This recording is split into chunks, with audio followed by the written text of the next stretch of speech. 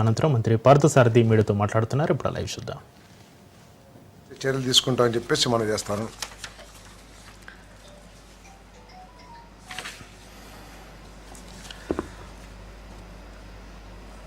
వైఎస్ఆర్ కడప జిల్లాలో 3,19,48,000తో మైలవరం ఆనకట్టుకు సంబంధించిన plates, high tension bolts, gates వీటన్నిటికి కూడా రిపేర్ చేయడానికి పరిపాలన ఆమోదం అడ్మినిస్ట్రేటివ్ శాంక్షన్ ఇవ్వడం జరిగిందని చెప్పేసి నేను మనవి చేస్తాను.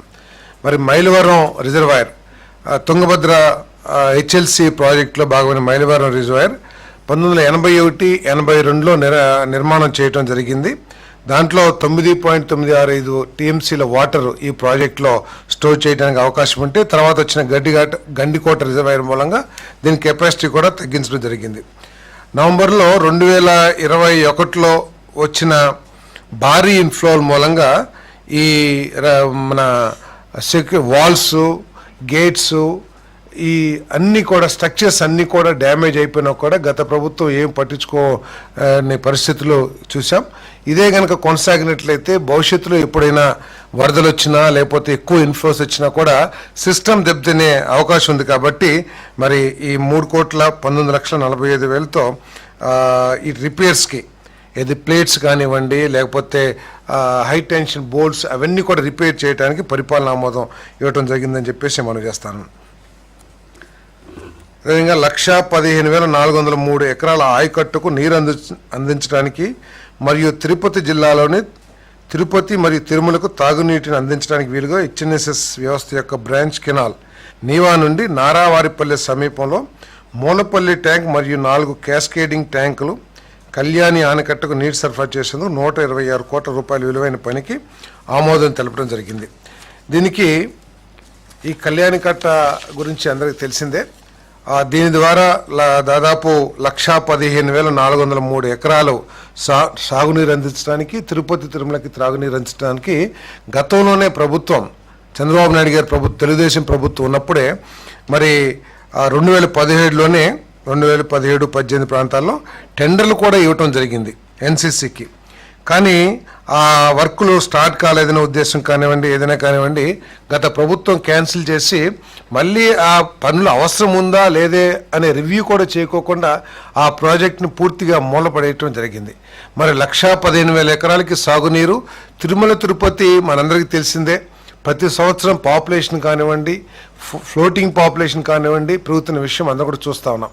సో దీన్ని అవసరాలను దృష్టిలో పెట్టుకుని ఇప్పుడు 126 కోట్లు మొత్తానికి అంటే హెచ్ఎన్ఎస్ సంస్థ యొక్క నీవా బ్రాంచ్ కెనాల్ నుండి మూలపల్లి ట్యాంకు తర్వాత అంటే నారావారిపల్లి సమీపంలో మరియు 4 క్యాస్కేడింగ్ ట్యాంకులు మరియు కళ్యాణ ఆనకట్టకు నీటిని సరఫరా చేయడానికి 126.06 కోట్ల మొత్తానికి మంత్రిమండలి ఆమోదం తెలిపింది.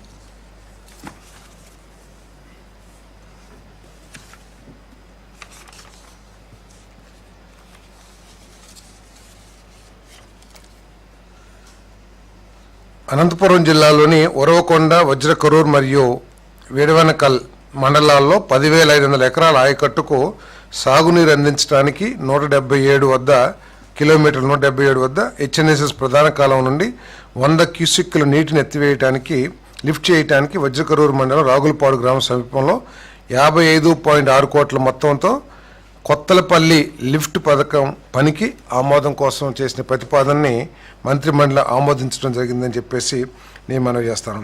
దీని ద్వారా 10,500 ఎకరాలకి సాగునీరు అదేవిధంగా డ్రింకింగ్ వాటర్ కూడా ఉపయోగపడుతుంది. కాబట్టి ఈ స్కీమ్ని ఆమోదించడం జరిగిందని చెప్పేసి నేను మనవి చేస్తా ఉన్నాను. మిడ్ పెన్నార్ ప్రాజెక్ట్ అనంతపురంకు రబ్బర్ సీళ్ల భర్తీ, కొత్త వాక్వే వంతెన నిర్మాణం, రేడియల్ క్రస్ట్ గేట్లకు బ్లాస్టింగ్ మరియు పెయింటింగ్ సరఫరా మరియు కొత్త ప్రధాన నియంత్రణ ప్యానెల్ బోర్డుల నిర్మాణం, ఉప పంపిణీ ప్యానెల్ బోర్డులు, నియంత్రణ ప్యానెల్ బోర్డుల వరకు ఆనకట్ట అందం పనులకు ఆమోదం తెలిపింది.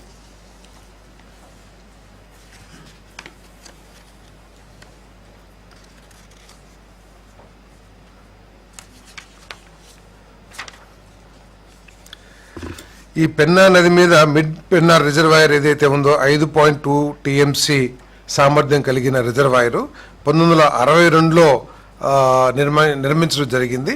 గత 10 సంవత్సరాల నుంచి దీని నిర్వహణ పూర్తిగా చేయకపోవటం మూలంగా అనేక సమస్యలు తలెత్తినాయి. మరి పాత వైరింగ్, ఎందుకంటే అక్కడన్నీ కూడా లిఫ్ట్లకి ఉపయోగించే ప్యానెల్స్, ఎలక్ట్రికల్ వర్క్స్ అయితే ఉన్నాయో అవన్నీ కూడా డ్యామేజ్ అయిపోయిన పరిస్థితుల్లో దాన్ని పూర్తిగా మళ్ళీ ఫుల్ కెపాసిటీతో పనిచేయటానికి ఈ రిపేర్స్ అన్నీ కూడా చేయటానికి కావాల్సిన ప్రతిపాదనని ఆమోదించడం జరిగిందని చెప్పేసి మనం చేస్తాను.